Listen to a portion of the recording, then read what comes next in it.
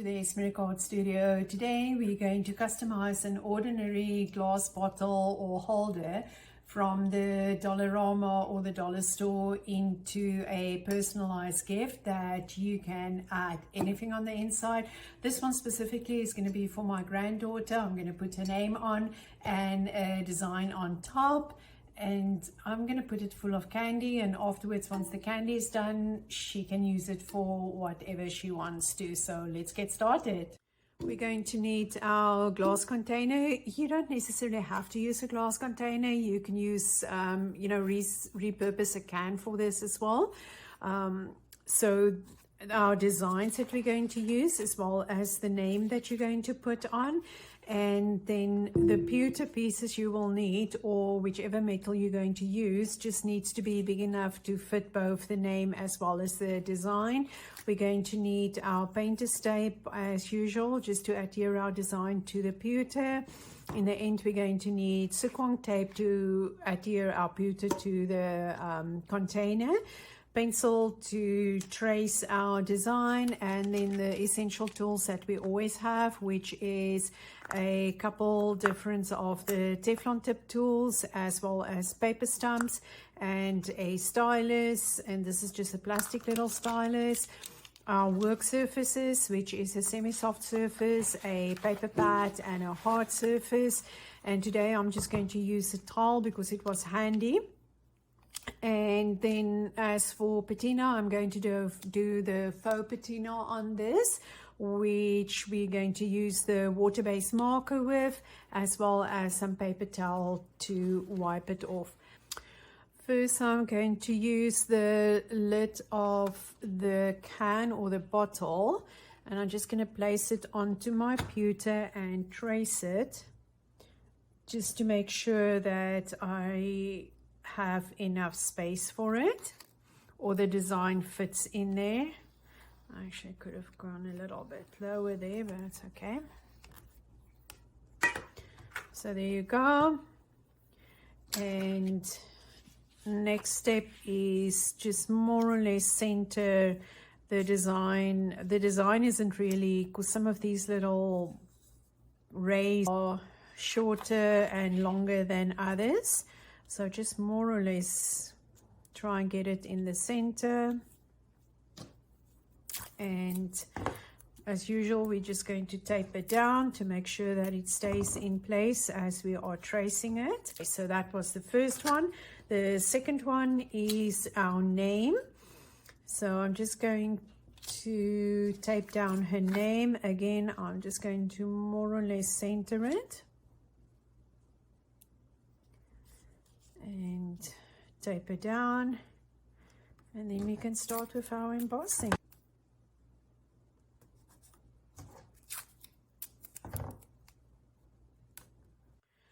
As usual, for tracing the design, we're going to start with our pencil, and we're going to trace the design on a paper pad, and the name as well as the design has been taped to the front of the pewter.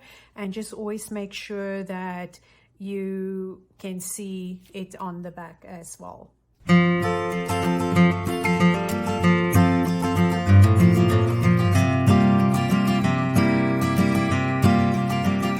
We've got that and removed our design or the letters.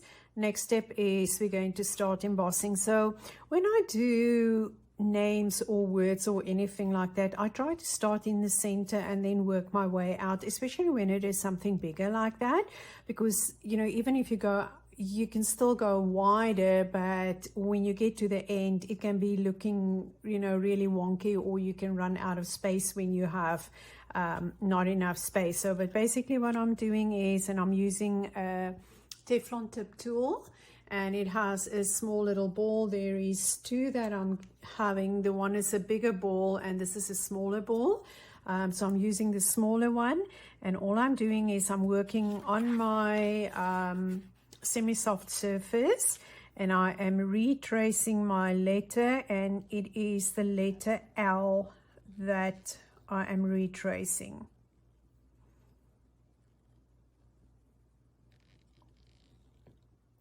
And Just go over it slowly for a couple of times, then back onto the hard surface and use my paper stump, and I'm just going to flatten around. And then once that is done, the next step is to come in with a Teflon tip tool, and we're going to refine that. So you can also use your stylus at this stage. It doesn't really matter which one you're using, but it's just with which one you are more comfortable with.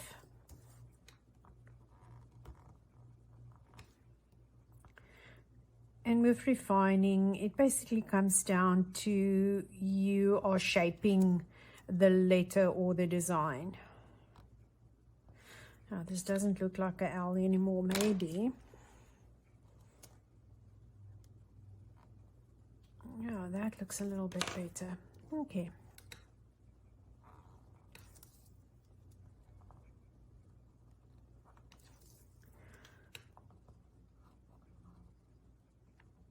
And as I said, these letters aren't the same. You have to pay more attention when you are working with letters that is, you know, all exactly the same. But this is just a fun little project that I'm doing. So, and what you can do as well is you can come in again with a tip that is not as wide as what you've started off with, and you can just retrace within the letter again. That is absolutely optional. That is your choice whether you want to do that. So you're going to take the roundness away from, you know, where you've embossed before, but it definitely have the value in there. Okay, so then I'm going to start moving on. I'll do the A, then the I, another A and the E, and then I'll go over to the V. And once that is completed, we can move on to the next step.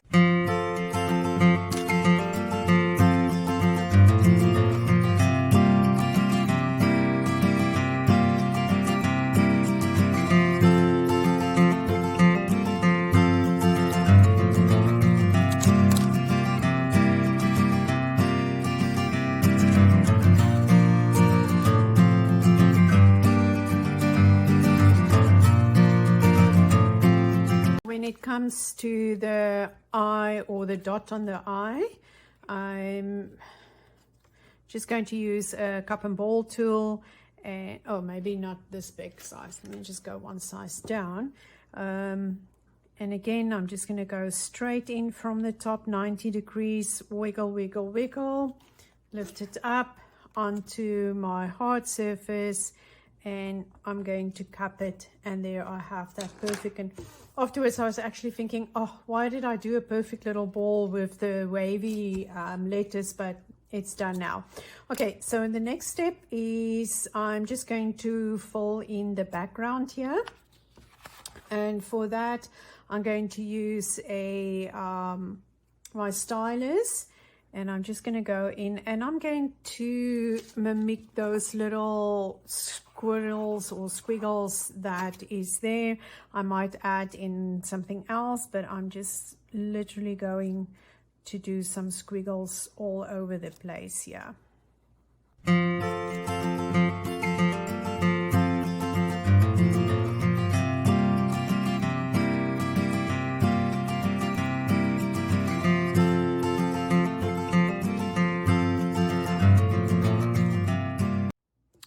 I'm going to add a little dot in there because it just looks too perfect with the rest of the name. So I've added some Sookwang tape, and the reason is when I looked at this, I just wanted to round this off, but I really didn't want to use a texture wheel, which is weird for me because I always use texture wheels.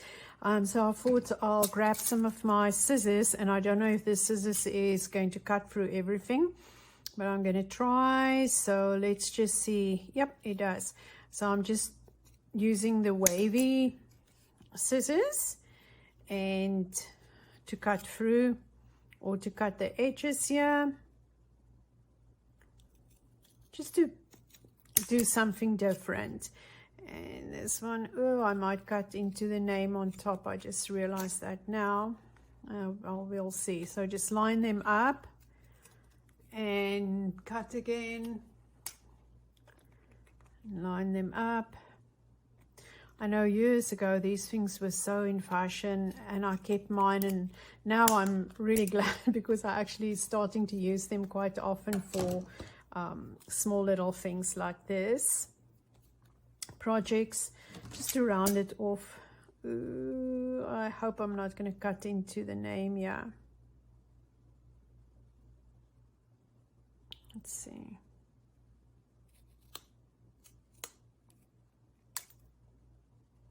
That one does not have a rounded edge, so my corners doesn't look the same.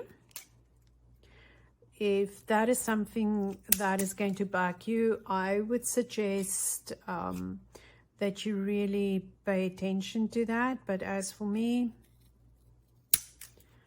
they're more or less going up with a point down there. So yeah, that is done. So we can do the patina, the faux patina. So when you work with faux patina, you can do things like this, but however, when you work with real patina, I would not suggest to put the Sookwang tape on before the time.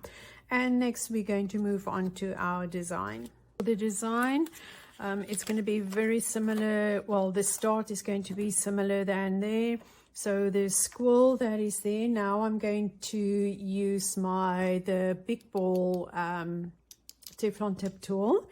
And I'm going to come in at a 90-degree angle, and I'm just going to squirrel or squiggle around.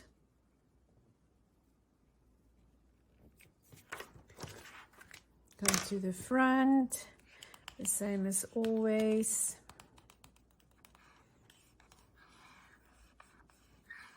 Flatten around.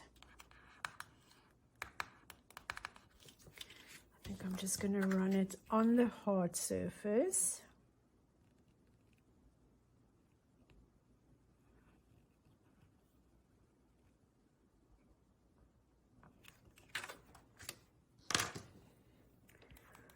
I'll start there.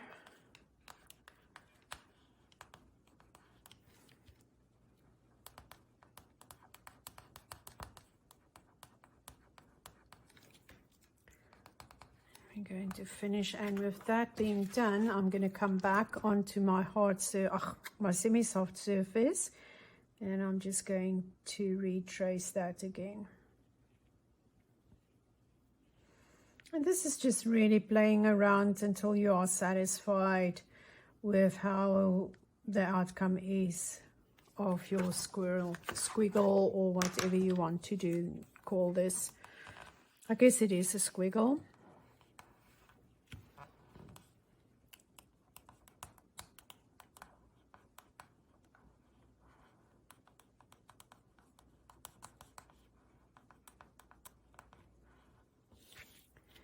And next is going to be we're going to come in now with our Teflon tip tool or your stylus, and you are going to refine.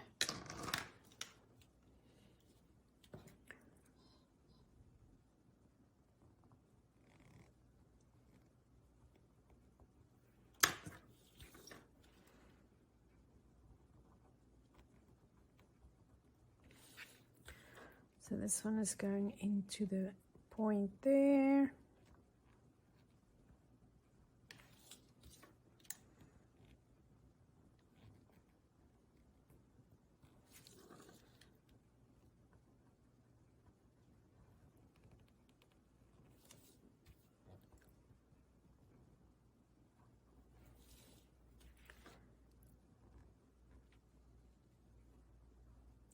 And I've made a little bit of a boo-boo there.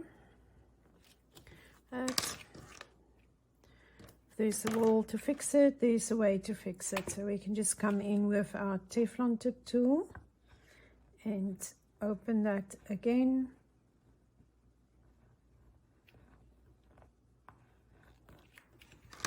Go back, turn around, flatten with our paper stamp, and then come back in with our Teflon tip tool. Or your refiner, whichever one you use. I find that when I work on straight lines, I prefer coming in with this, with the metal stylus to refine, but when I work with circles or round areas, I prefer the Teflon tip tool. You can actually use the ball part for this too, but I will use that once I'm done, just sort of as a last go over.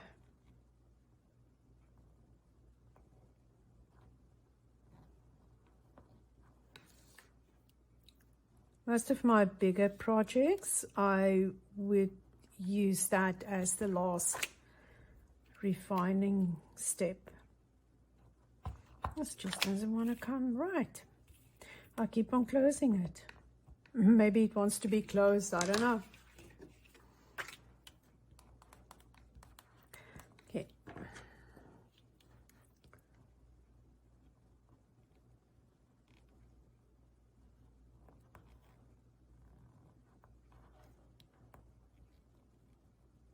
And also, when you do squiggles or squiggles like this, it is up to you to decide if you want them to be exactly the same width, which you will just pay a little bit more attention to how you are doing your refining compared to, you know, when you have different widths of your squiggle. I am going to make little scratch marks in here before I am going to do the high relief on the race. Well, I think this is more or less the sun. This is the idea I was going for, because my granddaughter, she really loves being outside in the sun and in the water. She just became a teenager and she's an avid surfer and just absolutely love it. For the race, what I'm going to do is I'm going to retrace the design on a paper pad. I'm working on the front of the pewter and I'm just retracing the design. You can also do it on a semi-soft surface, but I just feel sometimes that I do have a little bit more control when I trace this onto or retrace the lines on a paper pad.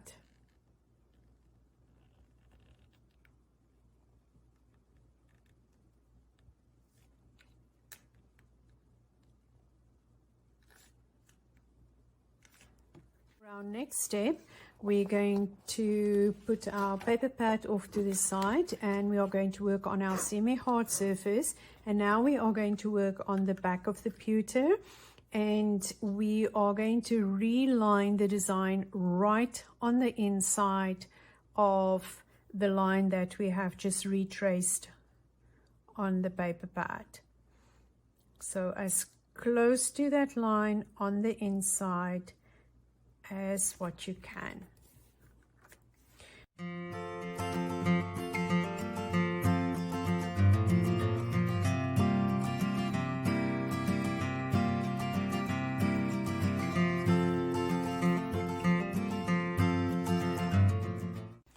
With that completed, we're going to come in with our paper stamp and we are as usual going to flatten around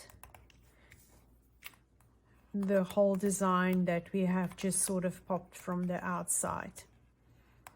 And like there, you might have an accident if you're working too fast and you might just go inside the design.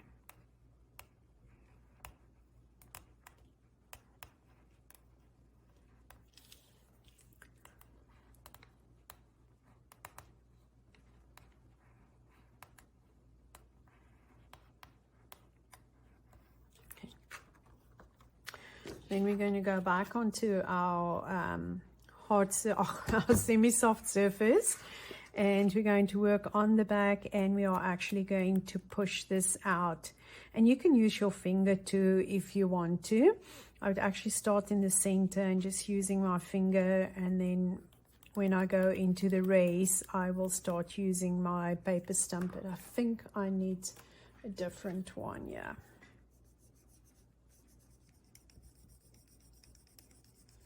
So you're just slowly pushing this out. And rather do this a couple of times than what you do it really high at one stage, because you can stretch your pewter or your metal and you can break through. Whereas you do it a couple of times, yes, it's a little bit more time consuming, but it is so worth it. And the chances that you are going to break or tear your pewter is very slim.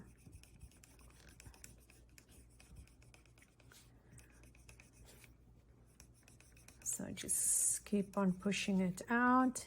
And again, you know, if you want to push out this area a little bit more, you can do that as well. But for now, I'm just going to keep it as is. And then you come back onto your hard surface and you flatten around with your paper stump.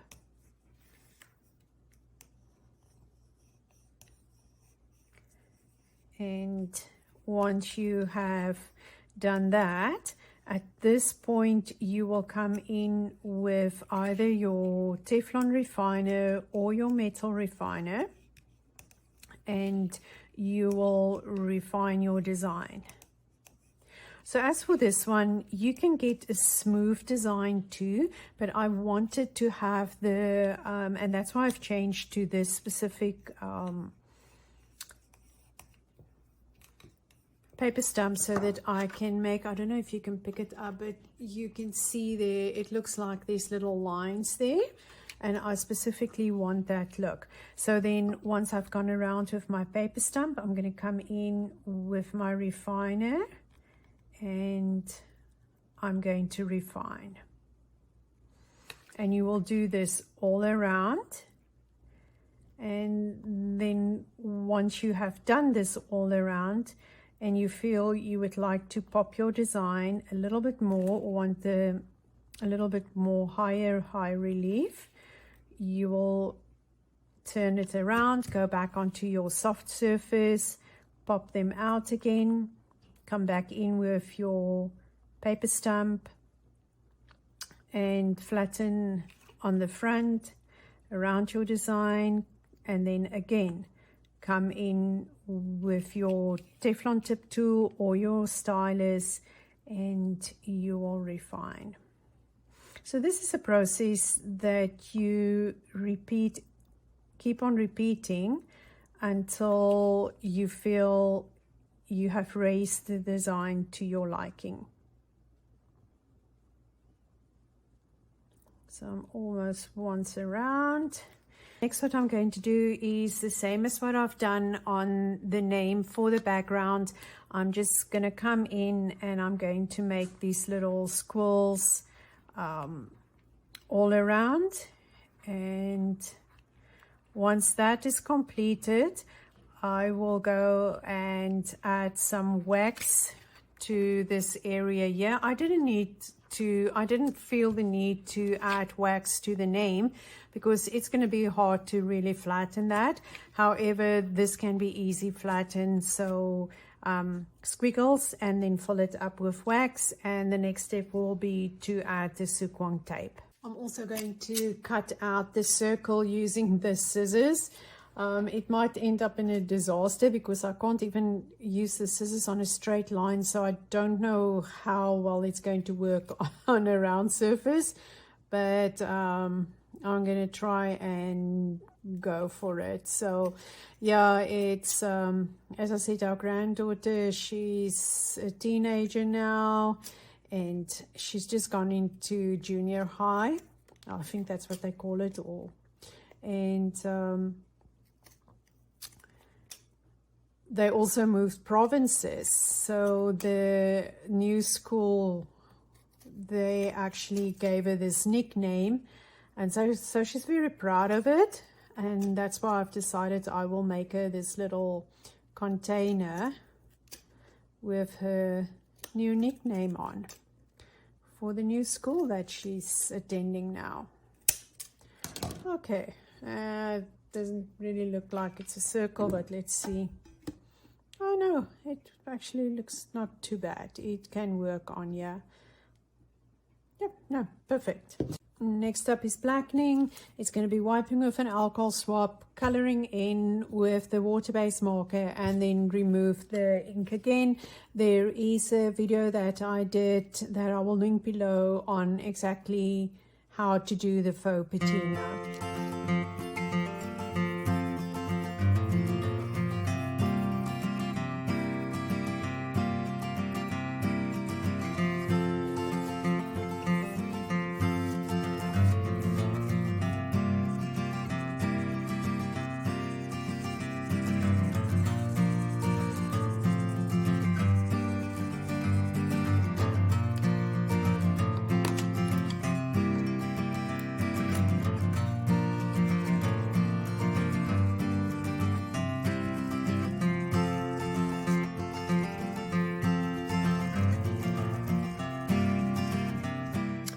I know the colors that she likes is purple and mint green, but I still think I'm going to add a little bit of yellow to this, and I'm using alcohol inks. So I have lemonade, butterscotch, and sunshine yellow. Those are the three that I have here, and I'm just going to sort of pick up from all of them and start painting and adding it to the design.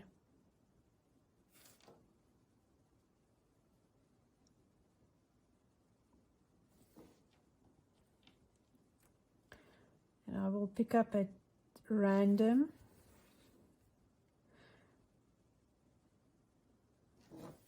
I think the center I might just leave the same, or just the pewter. I'm not exactly sure. Can you see what happens where you do touch up again? Because alcohol resists each other when you paint over.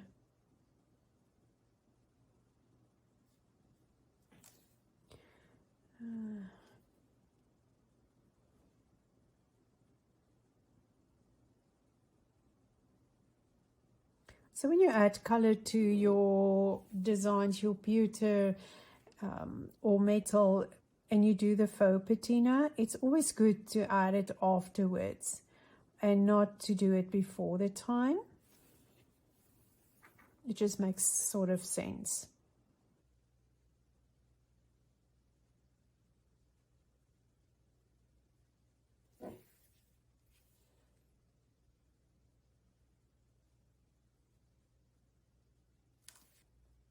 The nice thing is, if you don't like what you're doing, because I think I'm busy messing up here, you can always go in and you can wipe it off and you can start again.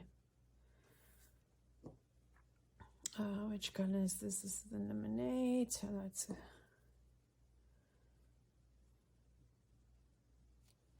I definitely need a little bit of the darker color in there. And it's just playing around. As I said, if you don't like what you're doing, then you can always wipe it away in the end again. Sometimes it's just nice to sit and play and see how it pans out.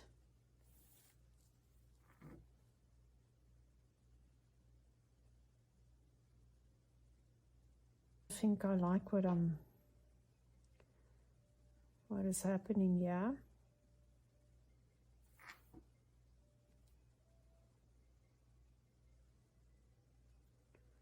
Yeah, there you go. I think I'm just quickly going to get another brush. Oh, actually here is one, and I'm going to clean up there, and I'm just using clean alcohol, and I'm coming in with a brush, and I'm just lifting up. So you have to be or when you do this, the lifting up, you have to know that when you get into where you've done your patina or your faux patina, it is going to lift some of the, and look at that, I've done that too far, so now it made a little bit of a ring there. So I'm going to play around with this and just give it a clean up here.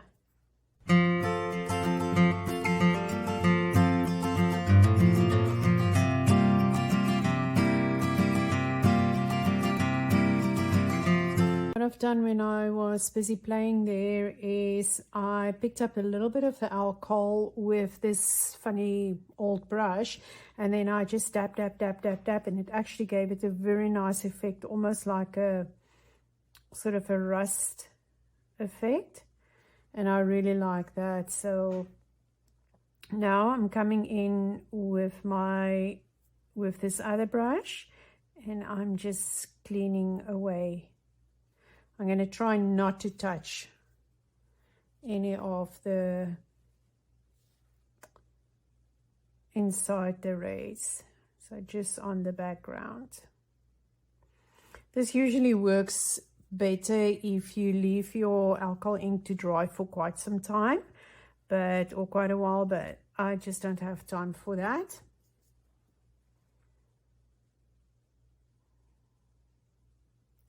So I may be coming in a little bit too soon for this, but if you have time, you can wait and then come in and clean it. It will definitely work better when your alcohol ink is dry. Okay, I think this looks good. I might just find another spot or two which I will come in and clean. Our last step, I'm just going to put the bottle there. Doesn't even help. Well, I would say the second last step is to adhere these to the bottle or your container. And why I say this is the second last step, because I'm not going to seal this yet. I'm going to wait until the alcohol ink is completely dry, and then I will seal it. So just eyeball this and make sure that it is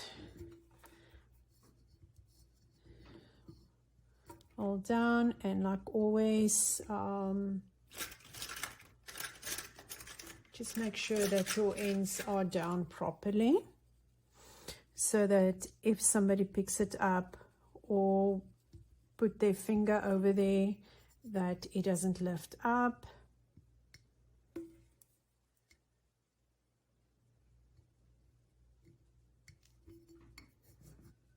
Of course, you could have had a wider band as well, but for things like this, I really try to use some off-cut pieces of pewter that I have.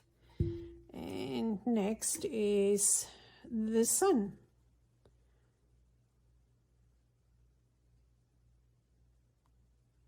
Let's just see if I can get the end to pull it.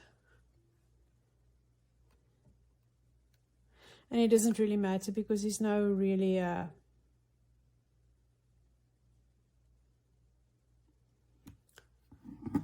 front or a back. Yeah. So I still have to go in, as you can see, I still need to go in and clean that, but I just wanted to wait until it's completely dry. Otherwise it's going to make another ring, and then I have to come in again and again and again and again. So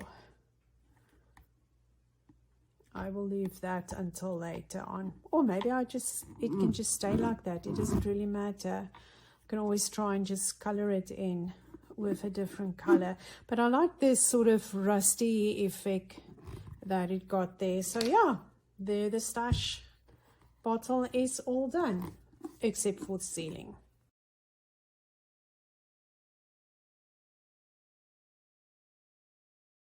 And our bottle is done.